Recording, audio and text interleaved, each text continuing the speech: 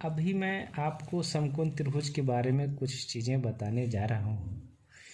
वो इस प्रकार है। समकोण त्रिभुज में 3 चीज़ें होती है, आधार, लंब और कर्ण।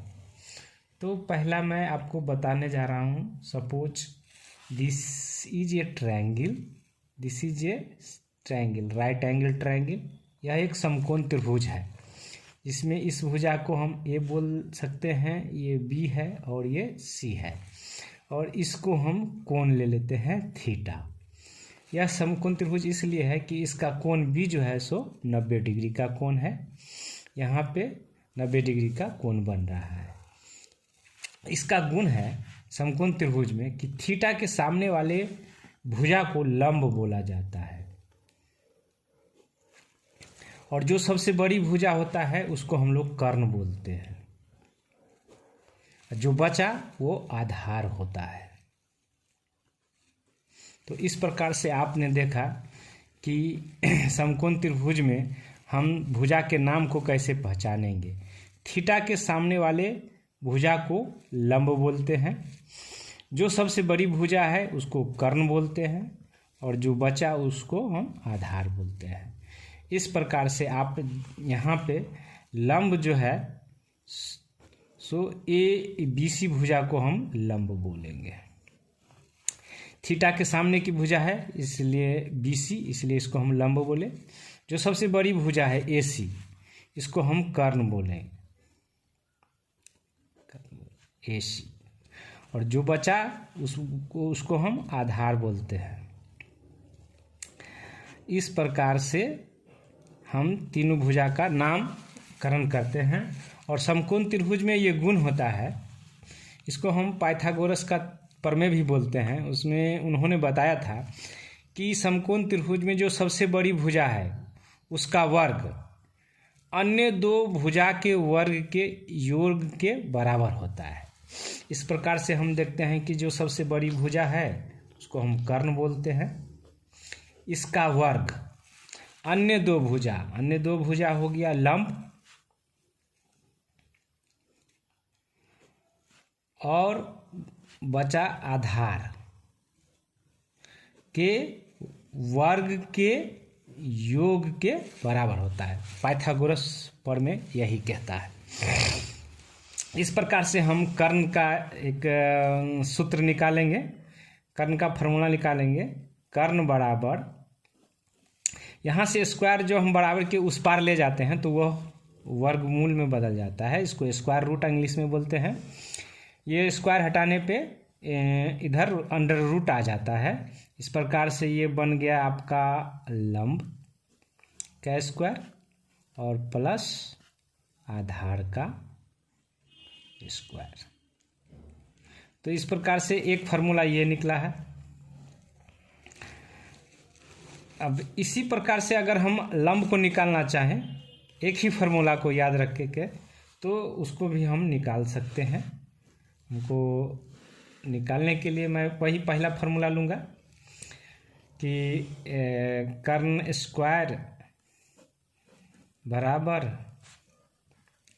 लंब स्क्वायर जोड़ आधार स्क्वायर। इस प्रकार से अगर हम लंब निकालना चाहें तो बराबर के इस पार लंब को रखेंगे, इस आधार को बराबर के इस पार भेज देंगे। तो ये पार्टिकल है, ये आधार इधर बराबर के इस पार में जोड़ में है, इधर आने के बाद वो घटाव में हो जाता है। तो इधर जो है वही लिखेंगे। कर्ण का स्क्वायर है तो कर्ण ही लिखेंगे, और इस जोड़ का चिन्ह है आधार, इस बराबर के इस पार हम ला रहे हैं तो ये जोड़ है वो माइनस में बदल जाएगा, और ये आधार आपका इस प्रकार से हम इसको लिखेंगे आधार स्क्वायर। अब इधर से आधार को हम हटा चुके हैं तो बच गया आपका लंब स्क्वायर। तो यहाँ से आपको लंब स्क्वायर का एक फार्मूला निकला है। इसी चीज़ को हम इस प्रकार से भी लिख सकते हैं, लंब स्क्वायर बराबर कर्ण स्क्वायर माइनस आधार स्क्वायर। तो इस चीज़ को हम पहले लिख लेते हैं कि लंब स्क्वायर बराबर कर्ण स्क्वायर और माइनस आधार का स्क्वायर। इस प्रकार से एक फार्मूला हो गया। यहाँ से हम उसी प्रकार से वर्ग को हटाएंगे तो इस पार में रूट आ जाता है। इस प्रकार से हमको लंब बराबर रूट अंडर, देखिए ये कर्ण स्क्वायर माइनस आधार स्क्वायर, नीचे में हम वही लिखने जा रहे हैं, कर्ण स्क्वायर माइनस आधार स्क्वायर। तो इस प्रकार से आपने देखा कि एक फार्मूला को याद रखने से हम दूसरा फार्मूला बहुत आसानी से निकाल पाते हैं।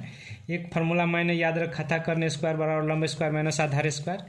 इसी फार्मूला से मैंने निकाला है लंब स्क्वायर का फार्मूला, और लंब बराबर इधर स्क्वायर रूट चढ़ा दिए हैं, तो ये दूसरा फार्मूला आपका तैयार हो गया। और इसी प्रकार से हम आधार भी निकाल सकते हैं। आधार के लिए भी फिर वैसा ही फार्मूला हमें लिखेंगे जो शुरू में हमने लिखा था कि कर्ण स्क्वायर बराबर लंब स्क्वायर जोड़ आधार स्क्वायर। ये आधारित एक मुख्य सूत्र है, मेन फार्मूला यही है। इसी से हम शिफ्ट करके इधर उधर करके हम सभी फार्मूला निकाल सकते हैं। इस प्रकार से अभी मैंने लंब निकाला है, अब हम आधार निकालना चाह रहे हैं। तो इस लंब को बराबर के इस पार भेजेंगे, तो इधर जोड़ में है, इधर आने के बाद ये घटाव में हो जाएगा। यहाँ पर पहले से कर्ण बैठा हुआ है, कर्ण का स्क्वायर, और इधर से हम आधार को रखना चाह रहे हैं, लंब को इधर लाना चाह रहे हैं। लंब इधर जोड़ में है तो इधर आ जाएगा लंब घटाव में, लंब स्क्वायर, और इधर जो बच गया उसको हम लिख देंगे। यहाँ से लंब हट चुका है तो बचा ये आधार स्क्वायर, तो ये आधार